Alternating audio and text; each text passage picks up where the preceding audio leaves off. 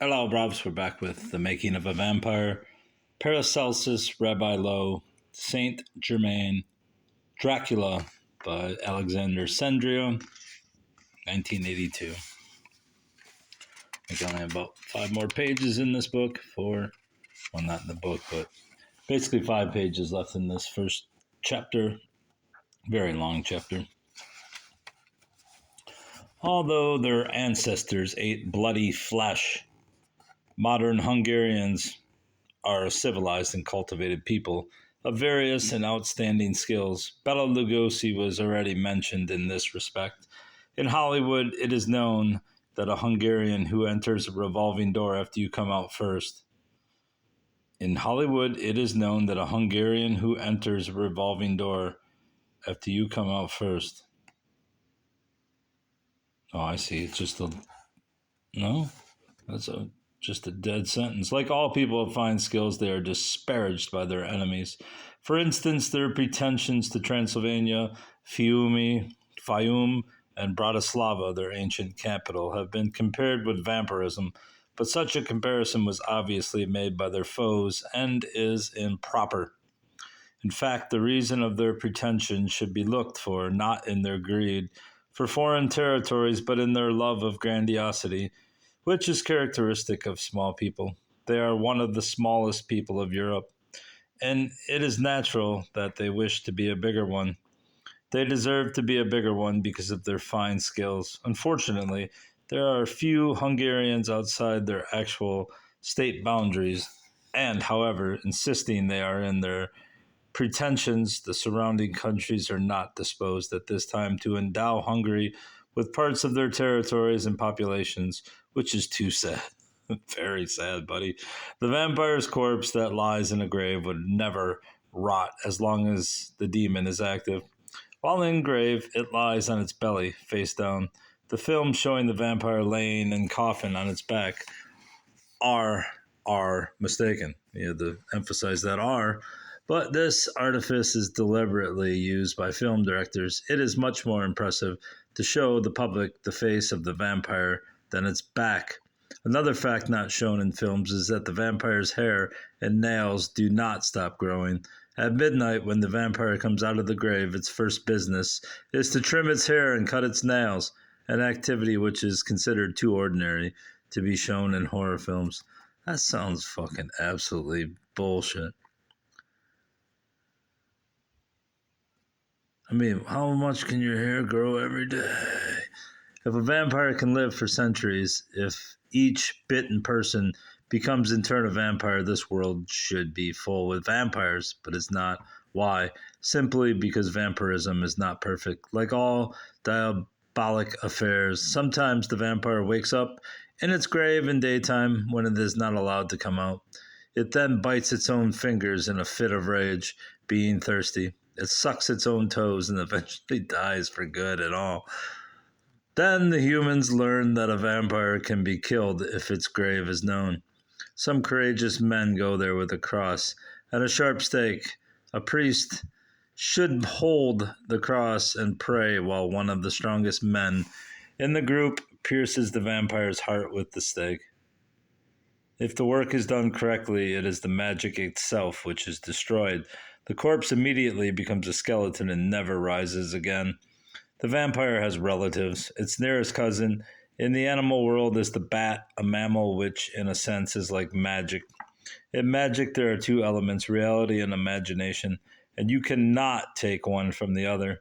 In bats, there are two beings combined in one, a mouse and a bird, and you cannot take one from the other. We may say, therefore, that a bat is a mouse which flies. Like its cousin, the vampire, the bat hides itself during the day in caves, graves, and ruined belfries. It comes out and flies at night. The American bat feeds itself on blood. In a true vampiric style, its victims may be cows, dogs, horses, or even humans who happen to sleep in open air. When it launches an attack, the fluttering of its wings is so gentle that the victim feels nothing, then a slight breath of wind which is pleasant, particularly in hot summer nights. Its fangs are so sharp that the victim feels no pain when bitten. If the victim is a horse or other big animal, it does not feel badly after the loss of blood. If the victim is a mad dog, the bat takes the infection with the dog's blood and contaminates all the other animals it bites afterwards. Sometimes large flocks of cattle went mad because of such rabid bats, and many farms and ranches suffered big losses. In South America, sometime before the turn of the century, a whole flock of cattle of several hundred heads got mad and ran away, destroying wooden shelters and killing tens of people. There was a fault in the field not far from that ranch, and the flock went there and fell into its death. The several hundred corpses putrefied in the fault, and there was no possibility to cover all those corpses with earth or chemicals, the place being too vast. The people living in the neighborhood suffered several months from the stench that spread all over the area. Another cousin of the vampire is the werewolf. Oh my god. Let's see what the figure of this motherfucker is. I mean, this was pretty much... There's Bella Lugosi. I mean, I guess you can't technically use a picture. Oh no. Werewolf Chasing a Frightened Knight from an engraving of 1685 by George Snyder, Nuremberg, Germany.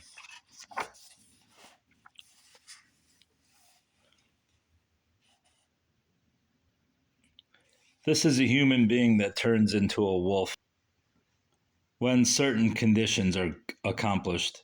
These conditions must be already met when the full moon rises. Otherwise, the phenomenon does not take place. In history, the concept of werewolf is much older than the concept of vampire. It was known as back in the past as 500 years before Jesus Christ. Herodotus, the Greek historian who wrote about the various peoples living in Europe at that epoch, mentions the Nuri history, IV 105, a branch of the Scythians who used to change themselves into wolves and attack their neighbors. 500 years later, the Roman poet Virgilius tells about a witch who ate poison weeds and turned into a she-wolf. 8th eclogue. After several other centuries, eating poison weeds in combination with the sexual organs of certain wild animals became so deeply established in France and was so noxious to sober-minded people that the Parliament of Franche-Comté, a French province, voted a law prohibiting the changing into wolves. The law was drastically enforced in the 16th century. In Sweden, some country roamers, people equivalent to the modern hippies, got into bad habits of the same sort. They dressed in wolf pelts and, after eating certain mushrooms, were seized with a brutal fury much similar to the crazy behavior of the stoned youngsters of our times. This specific kind of craziness spread all over Northern Europe, and many died because of it, mushroom eaters as well as their victims. Many who escaped death were terrified. The fear of this swift Swedish craziness was so deeply rooted at one time that in the 18th century, when some northern regions of Russia were infested with mad wolves, the countrymen, remembering the madness of the mushroom eaters, believed the mad wolves were Swedish soldiers who remained in Russia after the war with Sweden. In the daytime, the werewolf is like any normal man. At night, especially when the full moon rises, his body covers with hair, his mouth grows into a muzzle with fangs and a heavy tongue. The hands become paws with sharp claws. His strength increases tenfold. Even his psyche changes into that of a wild beast. He then attacks everybody without specific reason, men or women, boys or girls, and kills. Figure 14. Let's get this one. Yeah, he does. You can see him eat the baby right there. A lycanthrope werewolf with his victim, painting by Lucas Cranach, 1500. The insane man is surrounded by heads and legs, leftovers from a previous butchery.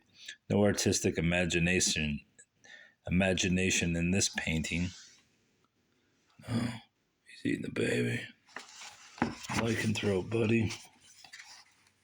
As a werewolf, he is very strong and hardly can anybody face up to him. If he is wounded as a werewolf, the wound remains on his body when he turns back into a man. This is why werewolves can be traced and caught. The source of the werewolf's power being diabolic, the best method to get rid of him is again the shield of some holy object.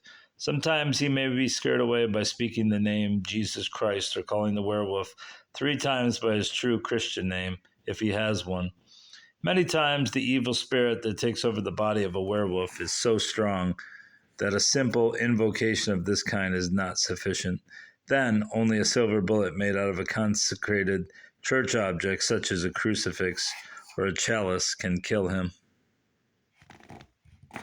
Sometimes the werewolf retains the madness even though he turns back into a human being.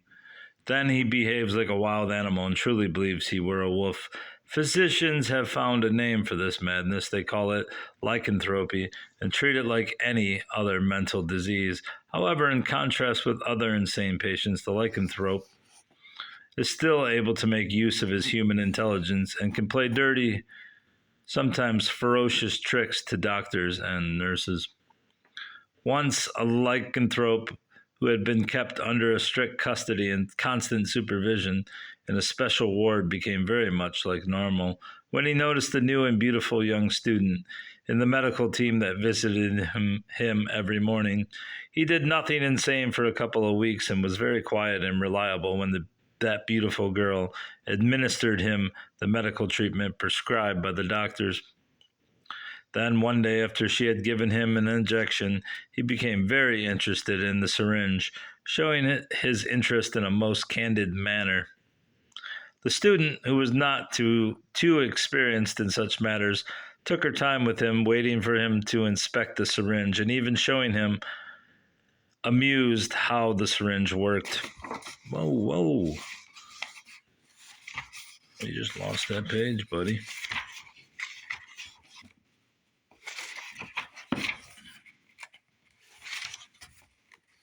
All right, I gotta find this page.